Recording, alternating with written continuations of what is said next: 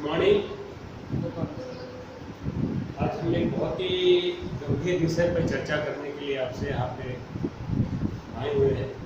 और आज जैसा आपको पता है कि आज 5 जून है, पर्यावरण दिवस है। आज सारे देश या सारे विश्व में पर्यावरण दिवस मनाया जाता है। हम पर्यावरण दिवस मना रहे हैं, हर साल मनाते हैं, इस साल भी मना रहे हैं। क्या फ़र्क पड़ता है, क्यों मनाते हैं हम इसको, क्यों मना रहे हैं? आप हर बार मनाते हैं। कारण ये है कि आपको जागरूक करना, आप सभी को जागरूक करना। हम जागरूक हुए नहीं अभी, हमें समझ में नहीं आ रहा कि इसका क्या मतलब क्या है, क्यों हम पर्यावरण दिवस मनाते हैं, क्या चीज़ें हैं। तो ये बहुत जागरूक करना बहुत ज़रूरी है कि इससे क्या क्या नुकसान हो रहे हैं। तो सबसे पहला नुकसान जो दिख रहा है, आप सभी समझ रहे होंगे, जो मैं आज इस गोरखपुर के परिप्रेक्ष्य में बता रहा हूँ। और आप गांव में चलिए, गांव में क्या क्या प्रॉब्लम हो रही है आजकल। बाढ़ आती है और फसल खत्म हो जाती है, फिर सूखा पड़ जाता है। पानी होता है तो ऐसा समय होता है जब हमको फसल की रिक्वायरमेंट नहीं होती। फसल हो गई तो क्या हुआ, अच्छी फसल हुई, कीड़ा खा गया। तो ये जो समस्या है, जब फसल आप या तो डूब जा रही है या कीड़ा खा जा रहा है, ऐसा क्यों हो रहा है? कभी सोचा आप लोगों ने कभी इस बारे में? सोचेंगे तो पता लगेगा इसके पीछे कारण क्या है, क्यों ऐसा हो रहा है। आज से पहले नहीं हो रहा था, आज से 20 साल पहले नहीं हो रहा था, आज ही हो रहा है। फिर और नहीं तो क्या आपके कीड़े खा के फिर जानवर घुस जाता। तो कैसे हमारी उपज कम हो गई है, उपज हो ही नहीं रही है। 3 साल से मैं देख रहा हूँ यहीं पे गोरखपुर में, उपज हो ही नहीं रही, खत्म हो जा रहा है। केवल गेहूँ हो रहा है, चावल खत्म हो जा रहा है। तो ये कारण ऐसा क्या है, इसके पीछे आप सभी को समझने की जरूरत है। जब तक आपका ग्रुप जो है, नए लोग हैं, आप समझेंगे इसको आगे चलाएंगे। ठीक है, शहर में क्या समस्या हो रही है, अब आप जहाँ बैठे हो यहाँ समस्या क्या हो रही है? गर्मियों में पानी नीचे चला जाता है, पता लगे हैंडपम्प आप लगाए हुए हैं, सूख गया सर, फिर आप जो लाते हैं उसको क्या है 2 मीटर और बढ़ा के पंप बना था, जो लगाया आपने, फिर और कुछ लगाया। और सबसे बड़ी बात देखिए, आज हर आदमी पानी खरीद के पी रहा है। आज से 50 साल पहले हम नल पे जाते चलाते तो पानी पी लेते थे, कोई प्रॉब्लम नहीं होती। कहीं नदी में लोग पी लेते, कोई प्रॉब्लम। आज ऐसा क्या हो गया कि आज ये समस्या इतनी हो गई बिगड़ के हमको पानी खरीद के पीना पड़ रहा है। लेकिन आज आप पानी खरीद के पी रहे हैं तो अगले 20 साल बाद क्या होगा? पानी को आपको उसमें रखना पड़ेगा, अलमारी में लाख में की में रखना पड़ेगा। तो एक पानी जो है ये इतना महंगा हो गया, जो आज से 50 साल पहले फ्री था, आज बोतल 10 रुपये 20 रुपये खरीद के पीते हैं। कल को क्या होगा? एक मूलभूत आवश्यकता है एक आदमी को जीने के लिए इस पृथ्वी पर, क्या आवश्यकता है कि पानी और हवा। यदि वो हम नहीं दे पाएंगे तो कैसे जीवन चलेगा? ठीक है, ये दो जो चीज़ें हैं आपकी, दो आप शहर में देखिए, गांव में देखिए। शहर में ऐसा बारिश होती है पूरा शहर भर जाता है, जो भी हमने बना रखा सिस्टम खत्म हो जाता है। आप सिस्टम एक बनाते, किसी डिजाइन के लिए बनाते हैं, इतना तेज बारिश होती है, काम होता, पानी भर गया, कचरे गंदे में आप जा रहे हैं, किसी में साइकिल चला रहे हैं, उससे पैदल जा रहे हैं, सब आपके पास बीमारियों का आमंत्रित करते हैं अपने आप को। तो ये सब कैसे तो हो रहा है? इसके पीछे जो बड़ा कारण अभी जो इतने लोग सोच रहे हैं, समझ रहे हैं लोग या जो आ रहा है, उसके पीछे कारण क्या है? Global warming. ग्लोबल वार्मिंग क्यों हो रहा है? ये हो रहा है कि हम जो कार्बन डाइऑक्साइड गैसेस जो है, और जो गैसेज जो निकलती हैं, जो हम अपना कोयला जलाते हैं, पेड़ काट दिया हमने, या इंडस्ट्री चला रहे हैं, इसकी वजह से ये गैसेज बढ़ रही है। 1850-1900 के आसपास हमारा ये औद्योगिकरण शुरू हुआ था। उसमें उस समय जो हमारा कार्बन डाइऑक्साइड का लेवल था 280 ppm था, आज 400 से ज़्यादा। आज हमारा टेम्परेचर जो हमारे इसका 2 डिग्री बढ़ गया उस समय से। अब क्या इससे प्रॉब्लम हुई? 2 डिग्री बढ़ गया, इसमें बढ़ा कैसे? ये कार्बन डाइऑक्साइड है, मीथेन है, और भी जो वाटर वेपर है, ये सब हमारे एक ऐसे काम करते हैं जैसे कि आपकी जब भी कोई सूरज से किरण आती है, नीचे आई, नीचे से ऊपर जाती है, तो उसको रोक लेते हैं, पार्सली रोक लिया जाता है। अब आप कार्बन डाइऑक्साइड हो, मीथेन जो है, मीथेन जो गैस है, यदि आप साइंस के हो जानते हो, मीथेन जो है ये 25 गुना खतरनाक है कार्बन डाइऑक्साइड से। यदि 1 kg आप मीथेन आप ऊपर वातावरण भेजते हैं तो वो जो है वो करीब 25 kg कार्बन डाइऑक्साइड के बराबर होगा उसकी तीव्रता। सोचिए जरा सा, ये कार्बन डाइऑक्साइड, ये मीथेन कहाँ पैदा होती है? मीथेन आपके गांव में जैसे आप गोबर जहाँ डालते हैं, इकट्ठा करते हैं, यदि उस पर हवा ना मिले तो उसका जो बिना हवा के जो उसका होता है डिकम्पोजिशन होता है, तो मीथेन पैदा होता है। एनारोबिक एरोबिक दो तरह के हमारा ये होता है। एरोबिक मतलब इसमें हवा के थ्रू, ऑक्सीजन के थ्रू डिकम्पोजिशन होता है, एक होता है बिना हवा के, बिना ऑक्सीजन, उसमें मीथेन। आप यहाँ पे कचरा डालते हैं, जहाँ भी आप डालते हैं, इकट्ठा करते हैं, उस जगह पे भी आप यदि उसमें आप डंप करते हैं, ऑक्सीजन नहीं मिल रही है, वहाँ पे आपको मीथेन निकलेगी। वहाँ अपने सारे जो आप सामान फेंकते हैं, दवाइयाँ फेंकते हैं, जो आपके बच्चों के जो आप आजकल यूज करते हैं कपड़े, वो फेंकते हैं, उसकी वजह से उसमें कैंसर वाले तत्व होते हैं, कुछ चीज़ें जो उसके साथ मिलकर जमीन में सिप कर जाते हैं, जो लीचेट कहते हैं, मतलब जमीन से होती है। जो हमारा पानी का जो नीचे स्रोत है गंदा, पानी गंदा हो गया, तो ये जो मतलब जो ग्लोबल वार्मिंग है, जो गैसेज नहीं है, ये गैसेज और इससे आप देखिए वाटर वेपर होता है, जब आप देखते हैं जब बादल होता है आपको गर्मी ज़्यादा क्यों लगती है? आपने ध्यान दिया होगा, बहुत ठंडा भी है लेकिन पसीना होता रहता है। वाटर वेपर भी एक तरह से वो भी एक हमारा ग्रीन हाउस गैस है। उसकी समझ प्रॉपर्टी ये है कि जैसे आपने वेपर क्लाउड आया, क्लाउड के साथ क्या, जैसे एक उष्मा को रोक लिया उसने, जैसे टेम्परेचर बढ़ेगा वातावरण का, फिर वाष्पन ज़्यादा होगा, ठीक है ना, फिर वो गर्मी ज़्यादा रोकेगा, फिर वाष्पन होगा, गर्मी बढ़ी, फिर वाष्पन होगा, ये क्रिया चलती रहती है।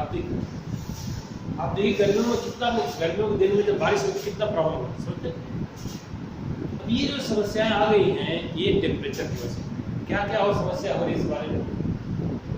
तो आप देखिए कि जब आप ग्लेशियर पिघल रहा है, ग्लेशियर पिघलने से क्या होगा कि जो हमारे पास ग्लेशियर में टोटल जो हमारा पानी है संसार का, उसमें 2.5% केवल पीने वाला पानी, और 2.5% में 70% ग्लेशियर में,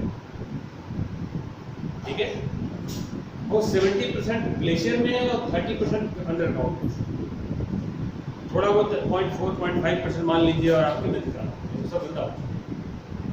तो ग्लेशियर का पानी आपका पिघल रहा है और सीधा कहाँ जा रहा है? समुद्र में जा रहा है। समुद्र में क्या हो रहा है? लेवल ऊंचा हो रहा है। वहाँ के जो लोग जो आसपास बसे हुए, जनरली जो गरीब जनता होती है वो आसपास में होती है, उसके लिए प्रॉब्लम होती है। उसका पानी खारा हो गया, और खारा होने के बाद जो वहाँ के वाटर बॉडी है, जहाँ पे जिससे अच्छा पानी निकलता है, उसमें घुस गया, उसको भी खराब कर दिया। अब पानी आपका ग्लेशियर से आ रहा है, जब ग्लेशियर से पानी आता है, नदी से होता हुआ निकल गया, उसको तो बारिश होती है आपके, बारिश में आप देखिए जब बारिश होती है, आजकल बड़ी तेज बारिश होती है, तेज बारिश, आपके आंधी आएगी, ऐसा कुछ सब कुछ अपने एक्सट्रीम पे हो रहा है। तो बारिश जब होती तेज तो क्या होता है, उसमें सारा गंदगी उठा, जितने शहर के गाँव की गंदगी, या गाँव में जो हम मिट्टी में यूज करते हैं, यूरिया यूज करते हैं खाद, वो सब ले जाके नदी में डालते हैं। नदी में डालने का मतलब उसमें केमिकल पहुंच गया, गंदगी पहुंच गई। और आपने नाम सुना जलकुंभी, देखा सुना आपने जलकुंभी नाम सुना? इतना फैल जाता, देखा होगा आपने, फैल जाता वो आपको पानी जो ऊपर फैल गया तो नीचे उसमें सनलाइट नहीं जाएगी, तो नीचे के जीवाणु जो उसमें जो एक्वेटिक लाइफ है, मछलियाँ जो भी है, उनको धूप नहीं मिल पाती, पानी गर्म हो जाता है, वो जो चीज़ें होती है धूप न मिलने से वहाँ का जो इकोसिस्टम बिगड़ जाता है।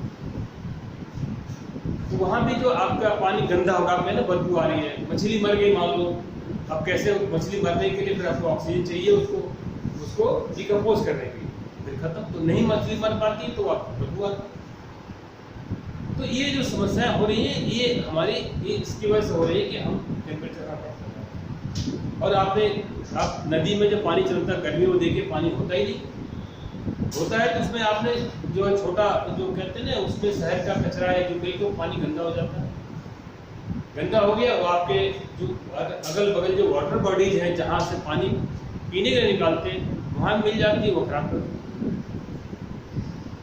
इतनी जो समस्याएं हो रही हैं ये इसको दूर करने के लिए इतनी प्रॉब्लम हो रही है, चाहे खेती की उपज कम हो गई हो, चाहे पानी की कमी हो गई हो, चाहे अतिवृष्टि हो गई है, अकाल पड़ गया हो, ये सारी चीज़ों का जिम्मेदार जो है हम लोग स्वयं खुद है। ये हमारी जो हमने औद्योगिकरण किया है पिछले 200 सालों में उसमें आप चाहे आपने भाप इंजन बनाया हो, चाहे थर्मल पावर बनाया हो, चाहे पेड़ काटे हो, चाहे बिल्डिंग बनाई हो, हर जगह केवल एनर्जी सेक्टर से हमको जो टोटल जो गैस निकलती है 72% से हम केवल एनर्जी सेक्टर से करते। जो बिजली आप यूज़ कर रहे हैं टोटल सेक्टर को देखा तो 72% कंट्रीब्यूशन एनर्जी सेक्टर का है। समझ रहे हैं क्या मतलब बोल रहा हूँ? जो टोटल गैस निकलती है उसको 72% कंट्रीब्यूशन एनर्जी सेक्टर का है। 4-5% जो है 10-11% फॉरेस्ट का होगा, 5% आपके वेस्ट डेवलपर्स का होगा, इस तरह से मिला। तो इन चीज़ों को हमें कैसे, यदि आप एनर्जी यूज करते हैं एनर्जी को कम करेंगे यूज करना या थर्मल से नहीं बनाएंगे तो ये चीज़ें कम हो सकती। आज इसका उद्देश्य ये है कि हमने क्या किया इसके लिए। इस समस्याएं उत्पन्न तो आज नहीं हुई हैं, धीरे धीरे उत्पन्न हो रही हैं। हम सभी पढ़े लिखे लोग साइंस सभी जान रहे हैं, लेकिन उसके तरफ ध्यान हमारा नहीं जा रहा जिस तरह जाना चाहिए। आज स्थिति ऐसी पैदा हो गई कि आज आप यदि आपके जो आपका कोरोना वायरस आया हुआ है उसका कारण क्या है? ये भी कारण इसका ही है। यदि आपके जानवरों के जो हमारा नेचुरल फील्ड होता है जहाँ रहते हैं खत्म कर देंगे तो जानवर हमारा इंटरेक्शन हो जाएगा। जो चीज़ें वो जो मैंने कल बताया मतलब इसमें चीज़ है उसकी वजह से ये चीज़ें बढ़ गई। अब इसको दूर करने के लिए क्या किया गया? क्या कोई कदम उठाया गया? इससे कदम उठाया गया है और उस कदम में हमारे माननीय प्रधानमंत्री जी 2015 में पूरे विश्व के लोगों को इकट्ठा किया। उसके जो आपके जो head of the state France में एक मीटिंग हुई जिसमें इनका बहुत बड़ा योगदान था हमारे माननीय मोदी जी। उन्होंने एक मीटिंग कराई, उस मीटिंग में तय किया गया, उस मीटिंग में तय हुआ कि अभी जो 2 डिग्री टेम्परेचर बढ़ गया है, 2 डिग्री टोटल जो हमारी प्री जो इंडस्ट्रियल एरा से अभी 2 डिग्री बढ़ा हुआ तो उसको 2 डिग्री के अंदर रखा जाए, ठीक है, और 10 डिग्री तक किया जाए। ये लक्ष्य रखा गया उसमें ये इतना किया जाए। प्लस जो भी काम हो आगे जो काम कर रहे हैं लो कार्बन का हो, लो कार्बन में जिसमें गैसेस कम निकलते, लो कार्बन फुटप्रिंट कहते हैं उसको, मतलब जिससे कार्बन कम, ऐसे काम करें जिसमें गैस ना निकले, एक्सेप्ट वो काम जिसमें अनाज पैदा करना हो या ऐसा बहुत ज़रूरी काम है छोड़कर बाकी जितने भी काम होंगे उसको हम कोशिश करेंगे हम लो कार्बन वाले काम, मतलब लो कार्बन में जिससे गैस कम निकले। और जो भी फाइनेंस जो भी वित्तीय जो पैसा लगाया जाए ऐसे ही परियोजनाओं पर लगाया जाए जिसमें कि वो क्लाइमेट फ्रेंडली, मतलब जिससे कि हमारा गैस का उत्सर्जन न हो, ठीक है। ये एक कंसेंसस तय किएगा सारे हेड ऑफ कंट्री द्वारा मिलकर कि भाई ऐसा किया जाए, ठीक है।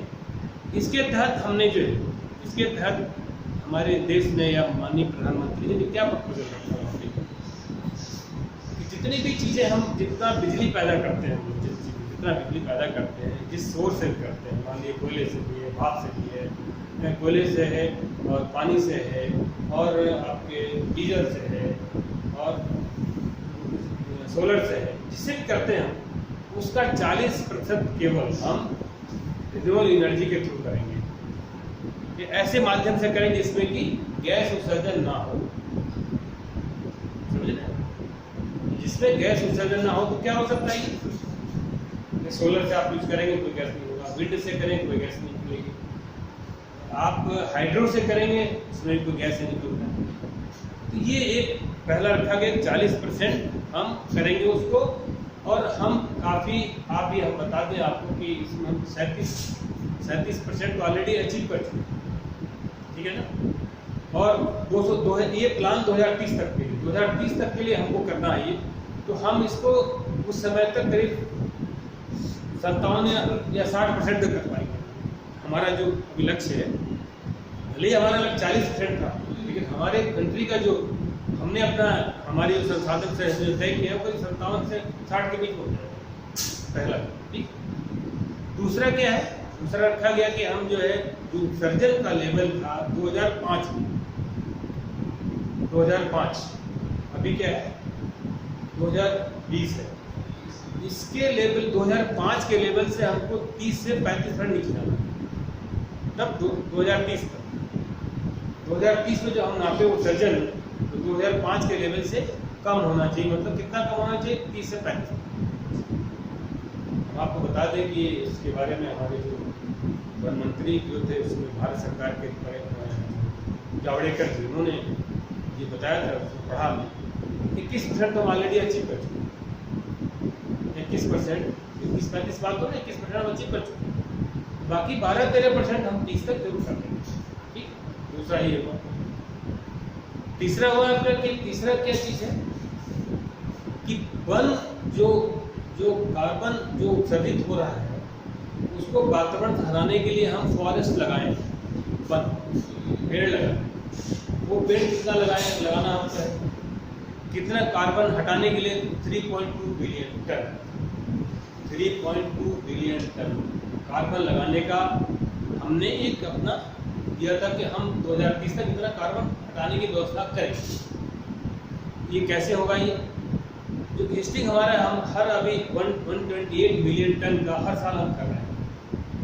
आपने पिछले 2019 में देखा होगा, यहाँ पे गोरखपुर में माननीय योगी जी ने आपको एक वनीकरण प्रोग्राम कराया था, जिसमें 220 मिलियन पौधे लगाए गए थे एक साल, एक ही 2009 डेट है मेरे पास, बता दूँ, एक ही दिन लगाए 220 मिलियन। बहुत बड़ा प्रोग्राम था, बहुत अच्छा काम था। और इसी तरह से आपके जो मध्य प्रदेश में वो 65 मिलियन कैसे दिखा मुझे, ये हम लोग जो दे रहे हैं उसे ज़्यादा कर रहे हैं, जो मुझे लग रहा है। ठीक है। तो ये लक्ष्य भी हम पूरा कर लेंगे, ये लक्ष्य भी हम पूरा कर लेंगे। और बाकी पब्लिक में और हम लोग बहुत पेड़ लगा रहे हैं, जो कर रहे हैं, कार्रवाई कर रहे हैं, जो काउंट नहीं हो रहा है, फिर भी हम कह रहे हैं कि हम कर लेंगे। ठीक है। ये 3 चीज़ें होंगी। इसके अलावा क्या किया है? इसके अलावा क्या हुआ बताया कल, जैसे कि बता रहा था मैं आपका 5 करोड़ जो चूल्हे, गैस के चूल्हे डिस्ट्रीब्यूट किए, 2016 में रखा गया था टारगेट, 8 करोड़ डिस्ट्रीब्यूट कर 2021 में, 8 करोड़ मतलब ये गैस का कनेक्शन फ्री दिया गया। 8 करोड़, सोचिए कि 8 करोड़ लोगों की फैमिली कितना लकड़ी यूज करती, वो बच गया। जो ये गैस LPG होती है ना, ये गैस जो होती है, गैस का इसको कहते हैं, इसमें पोटेंशियल, ग्लोबल वार्मिंग पोटेंशियल होते हैं कि कितना ये गर्म करता है इस चीज़ का वातावरण को। इसमें जीरो है, जो गैस गर्म करने के बाद जीरो, जो इसके गैस जो भी निकलेगी जलने के बाद, वो गर्मी को रोकेगी नहीं, गर्मी जाने नहीं। अब आप समझिए, केवल आप लकड़ी की जगह हटा के आपने गैस ले लिया तो आपका एक तो लकड़ी के जो जलाने से कार्बन डाइऑक्साइड, धुआं और जो भी चीज़ें होती थी वो बच गया। और उसके अलावा हमको जो है ये आपकी वातावरण को शुद्ध करने के लिए हमने काम किया। ठीक है। अब उसके अलावा क्या किया हम 3.5 मिलियन बल्ब जो है वो अभी बांटा उन्होंने, जो बांटा था, क्या बांटा था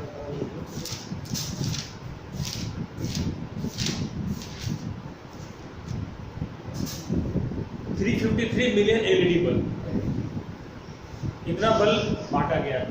जहां हम 100 वाट का लगाते 60 वाट, वहां पे 10 वाट 12 वाट का कितनी बिजली बचाई गई। और इसकी वजह से तो हमने 37% जो है हमने अपने इमिशन में कमी की, ग्रीन हाउस गैस इमिशन कर दी इसी की वजह से। ठीक है।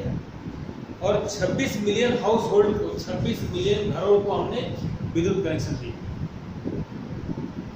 हमने बिजली का उत्पादन नहीं बढ़ाया, जो बिजली हमें मिल रही थी उसी का मैनेज किया हमने LED बल्ब से, और उसको हमने आप सोचिए कितना बड़ा काम किया हमारे प्रधानमंत्री ने। इसके पहले किसी ने सोचा नहीं इस बारे में। पहले 400-500 का फल मिलता था, अभी 100 का मिल रहा। तो ये जो काम है, ऐसा लग रहा है कि हम जो है काफ़ी कुछ चीज़ें अपनी तरफ से हम कर रहे हैं। हम लोग अपनी तरफ से कर रहे हैं, हर सरकार कर रही है। तो हम लोग की जिम्मेदारी कि हम लोग इसमें साथ बटा के जो भी हर लेवल काम कर सकें वो करना चाहिए। ठीक है। इसके अलावा हम अभी आप एक चीज़ और मैं बताना चाहता हूँ, एनर्जी इफिशिएंसी ऑडिट। तो आप देखिए कि आप घरों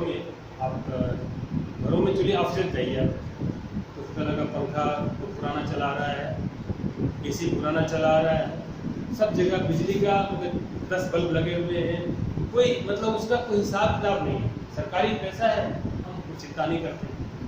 अब उसमें गवर्नमेंट ऑफ इंडिया ने बना दिया एनर्जी इफिशिएंसी ऑडिट होगा। CPWD ने 5 साल कॉन्ट्रैक्ट किया, जितने बड़े बड़े ऑफिस हैं उनका सबका जो है ऑडिट हुआ, जो उनके सबके बिजली कंजम्पशन 20 से 25% कम हो, मतलब 20% बिजली हमको बचे उनके। यदि हम 1000 यूनिट खर्च करते थे तो हमारा 600 यूनिट में काम चल जा रहा है, 700 यूनिट में काम चल जा रहा है, 300 बिजली बच रही है हमारी, 300 100 को हमने जब मैं अपने उसमें था, अपने प्रोजेक्ट पे था, अपने ऋषिकेश में जब था, अपने कॉर्पोरेशन में मैंने कराया एनर्जी ऑडिट में पूरी प्रोजेक्ट का, काफ़ी 20 से 25% का सेविंग हुआ। तो ये हर ऑफिस में हो रहा है, सरकारी ऑफिस। अभी हम लोग को अपने घरों पर भी ध्यान देना है कि हम अपने घरों में इस तरह से उपयोग करें कि बिजली का ज़्यादा खर्च हो। ठीक है। तो ये एनर्जी बचा के ही हमने सारा काम करें। ये नहीं हम करते तो हम कितने थर्मल प्लांट या चलाने पड़ते, तब तो बिजली मिलती है आपको। ठीक है ना। तो ये एक एनर्जी ऑडिट का ये जो खाता हुआ है। अब हम ये सब इतना करने के बावजूद इतना कर रहे हैं, फिर भी अभी कोई हमें हाथ नहीं मिल। तो आपको हम इतना बता दें कि भी आप देखेंगे सबसे ज़्यादा जो गैस उत्सर्जन करता है वो है चाइना 27%, अमेरिका 14.5%, यूरोपियन यूनियन 10-12% और इंडिया चौथे पोजीशन पे। इसका मतलब ये हुआ कि यदि हम कर भी रहे हैं, यदि हमारे बगल में पड़ोसी देश में पाकिस्तान है या बांग्लादेश है या नेपाल है या चाइना है, यदि वो नहीं कर रहे हैं तो हमारे करने के बावजूद हमें फायदा नहीं होगा। ये सबकी ड्यूटी बनती है, सब लोग मिलकर करें, सब सारी कंट्री। लेकिन आप जानते हो कि संभव नहीं कि हम चाइना को कंट्रोल करें या किसी और कंट्रोल करें, हम अपने को देख सकते हैं। हमारे हिसाब से बहुत अच्छा कार्यक्रम चल रहा है इंडिया में। आपको ध्यान भी होगा, शायद हमारे मोदी जी को चैंपियन ऑफ वर्ष का एक खिताब नवाजा गया, पता है आप लोग? 2021 या 2020 में दिया गया है, 2020 में चैंपियन ऑफ द क्यों दिया गया उनको, आपको बताइए। पर्यावरण में जितने ही काम उन्होंने किया, जितना काम उसको देख के किया, सोलर बहुत काम किया उन्होंने। तो ये हमारे देश के लिए गौरव का विषय है कि हमारे प्रधानमंत्री को ऐसे बड़े संस्था से एक पर्यावरण पर दिया गया। इसका मतलब क्या है कि दूसरी जो गवर्नमेंट है, दूसरी जो सरकार है, वो देख लें कि इंडिया अच्छा कर रहा है। ठीक है ना। लेकिन इसके बाद भी हम जो है, इसके बाद इतना करने के बाद भी हम जो है, हम अभी भी गर्मी हमारी बढ़ रही है। 3 सालों में ग्रीन हाउस गैस बढ़ा है। सोचिए आप, इतने प्रयास करने के बावजूद, सब करने के बावजूद भी बढ़ रहा है। क्या करेंगे फिर? आजकल फिर इसको ध्यान में रखते हुए आज के दिन से UN ने लागू किया है इकोसिस्टम को इम्प्रूव करने। इकोसिस्टम को इम्प्रूव करने के लिए उन्होंने प्रोग्राम बनाया है ना। उसमें उन्होंने रखा, उसका थीम रखा है रीइमेजिन, रिक्रिएट एंड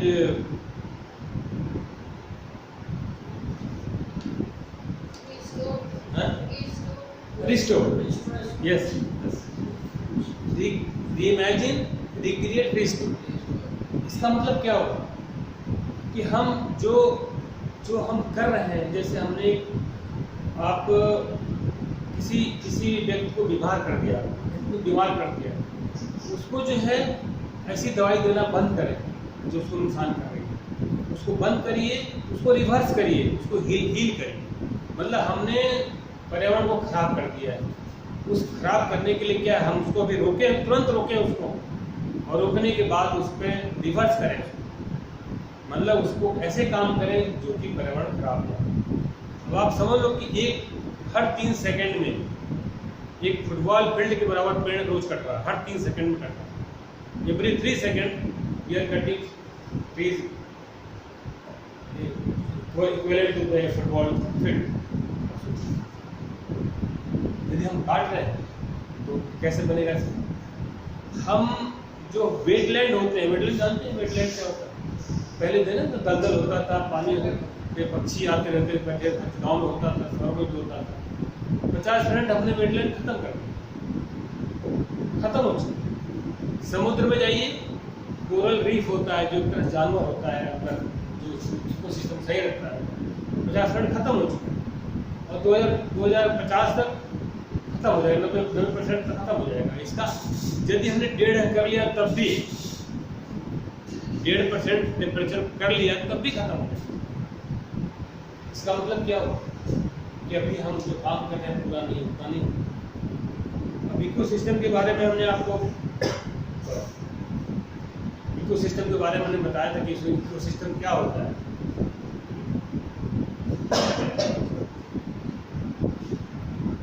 इकोसिस्टम जो है, बताया था कल हमने आपको कि जैसे कि आप बगीचा में पेड़ लगा हुआ है, पौधे लगे हुए हैं, फल लगा हुआ है, और आपका कीड़े हैं, मच्छियाँ हैं, सब सारे हैं। उनका काम कैसे चल रहा है? भाई वहाँ आप खाना देने नहीं जा रहे, खाना देने नहीं जा रहे, सबका काम चल रहा है। मेढक भी है, कीट भी है, सर्प भी है और पक्षी भी। उसमें से एक को निकालने बाहर कर ले, उसमें मेढक बाहर कर लेता हूँ, खत्म हो गया मेढक। तो क्या हो, कीट बढ़ जाएंगे, कीट बढ़ जाएंगे तो क्या हुआ, फूल को खा जाएंगे, आपके अनाज को खा जाएंगे, पेड़ के जो आप निकलते हैं, मोचड़े निकलते हैं, उसको खा जाएंगे। केवल ये बता रहा हूँ, एक को आपने लॉस होगा, बायोडाइवर्सिटी लॉस करते हैं, बायोडाइवर्सिटी लॉस करते हैं, चीज़ों का मतलब जानवरों का एक्सटिंक्शन। ऐसे ही आपका जंगल में चले जाइए, जंगल में क्या है, जंगल में क्या है, घास है। घास अपना खाना कैसे बनाती है, आपके सूरज से रोशनी, सूरज से लेके अपना क्लोरोफिल लेके वो अपना खाना, उस खाने उसको कौन खाता है? हिरण है, खरगोश खाता है। हिरण खरगोश कौन खाता है? शेर है, चीता है। यदि इसमें से किसी एक को बाहर कर दें आप, किसी एक को बाहर कर दें आप, चीता उसको, खरगोश को बाहर कर दें, हिरण को बाहर कर दें, तो क्या होगा? घास बहुत हो जाएगी और शेर भूखा मर जाएगा। क्या होगा? ये जो कहते हैं कि इनका नेचुरल हैबिटेट हमने कम कर दिया है। ये कम करने की वजह से होता है कि जितनी चीज़ें हम कम कर रहे हैं, जितनी चीज़ें हम कम कर रहे हैं, उससे बीमारियाँ बढ़ रही हैं। पैथोजोन्स होते हैं जिसको कहते हैं विषाणु, वायरस बढ़ रहे हैं।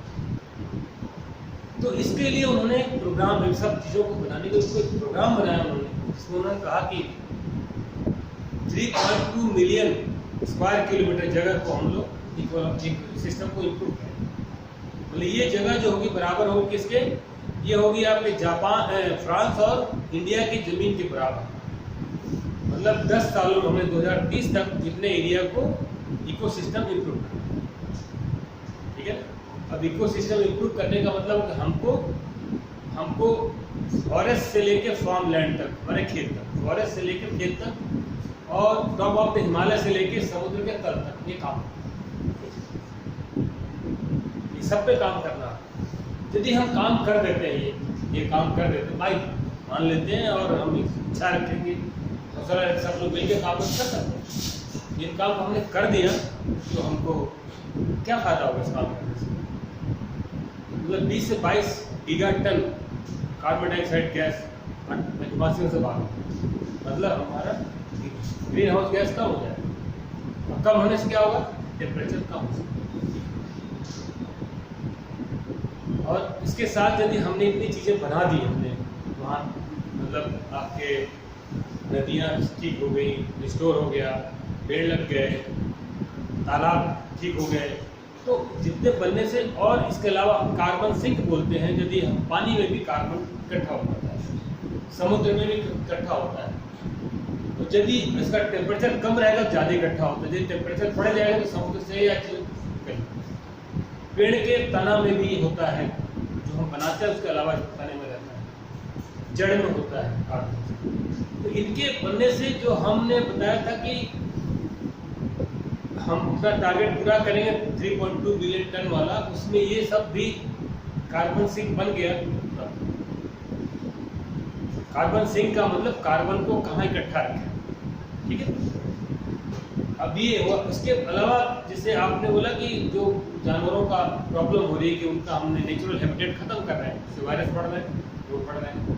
और क्या हो रहा है आज की डेट में, अभी आपको देखा हो कि अभी 2 तूफान आ गए, देखा हो आपने कितना बड़ा तूफान है, कितना नुकसान हुआ, कितनी जगह नुकसान हुआ, तूफान आ गए।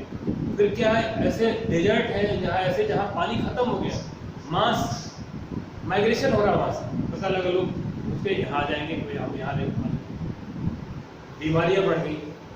तो इन सब चीज़ों को लिए हमको इलाज करना है, इनको नहीं करेंगे तो प्रॉब्लम हो जाएगी। इस तरह से लीजिए, आपको एक हम बता रहे हैं मधुमक्खी का बताते हैं। मधुमक्खी जो है 33% हमारे फल अनाज का परागण करती है, पॉलिनेशन करती है, उसको पॉलिनेटर करती है।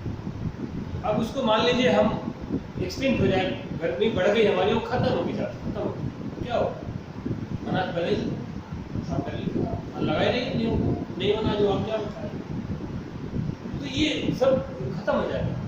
तो ये सब जुड़े हुए एक दूसरे से, यदि हमें ध्यान रखना पड़ेगा, केवल अपने लिए नहीं हम ध्यान रखेंगे, हमें जानवर के लिए ध्यान रखना है, पेड़ का भी ध्यान रखना है, तालाब का भी ध्यान रखना है, पहाड़ का भी ध्यान रखना है, सबका ध्यान। हम लोग जुड़े हुए साथ, पूछे हुए साथ, हम एक दूसरे का ध्यान नहीं रखेंगे तो हम खत्म।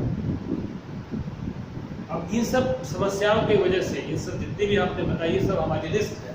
कोई बिजनेस आप करने जा रहे हैं, आप बिजनेस कर रहे हैं, पता लगा बंद हो गया, पानी बरस के बंद हो गया, आग लगी बंद हो गया, जंगलों में आग लग जाती है, देखा होगा। तो ये सब रिस्क है बिजनेस के लिए। आप ये जो रिस्क हमारा है, मैन मेड है, हमने अपना एटम बम चला दिया, हमने अपने वायरस बना दिया, कुछ और कर दिया जिससे हम आदमी स्वयं कर रहा है ना, नुकसान कर रहा है। तो ये मैन मेड हो गए, नेचुरल है ही हमारे पास। जो क्लाइमेट एक्शन की बात हम कर रहे हैं तो उसमें एक्शन नहीं हो रहा, ये परेशानी है। तो ये सब, ये जो हमारे रिस्क है, कोई बिजनेस वर्ल्ड में हो या इंडिया में हो, शुरू करते हैं तो हमारे, आप बिजनेस शुरू करेंगे, इंश्योरेंस कराएंगे, पता लगा बिजनेस खत्म हो, इंश्योरेंस देना पड़ जाएगा, तो पता नहीं कि कल क्या होने वाला है। इन सबको देखते हुए हमारा एक काम है कि हम इन सबको देखते हुए कि हम सब लोग मिलकर, सरकार, हम एनजीओ सब मिलकर काम करें कि इस धरती को हरा कर सकें, इसको ठीक कर सकें। यदि आप नहीं ऐसा करेंगे तो हम लोग मतलब हम अपने को विनाश कर ले जाएंगे। हमें क्या करना चाहिए हमको, अभी हम लोग सोच रहे हैं कि हमें क्या करना चाहिए। हम सोलर पावर यूज करते हैं, नहीं यूज करते, यूज करना शुरू करें हम लोग। पानी बचाना शुरू करें, जो आप घरों में पानी यूज करते हैं, पानी बचाना शुरू करें। वाटर हार्वेस्टिंग सिस्टम लगाएं हम अपने घरों में, पानी को रिसाइकिल करके यूज करें, पेड़ों को ट्री प्लांटेशन करें, हम जो किचन का वेस्ट निकलता है उसको कंपोस्ट करें, उसको कंपोस्टिंग करें। उसका डे लाइट हार्वेस्टिंग मैंने बताया था कि डे लाइट, जैसे आप खिड़कियाँ बाहर रखेंगे, इतनी खिड़की अच्छी रखें जिससे कि आपको डे लाइट में काम कर, बिजली में जाना ना पड़े, तो काम करिएगा। रूफ पे ग्रीन रूफ बनाइए, जो रूफ है रूफ पे ग्रीन रूफ बनाइए। वहाँ देखा कि जो आज रूफ पे लोग खेती कर रहे हैं, गमले लगा के, जैसे भी कर रहे हैं, कि ग्रीन रूफ बनाइए, उससे टेम्परेचर भी कम होगा, बताना सही होगा। प्लास्टिक का उपयोग बिल्कुल मत करिए।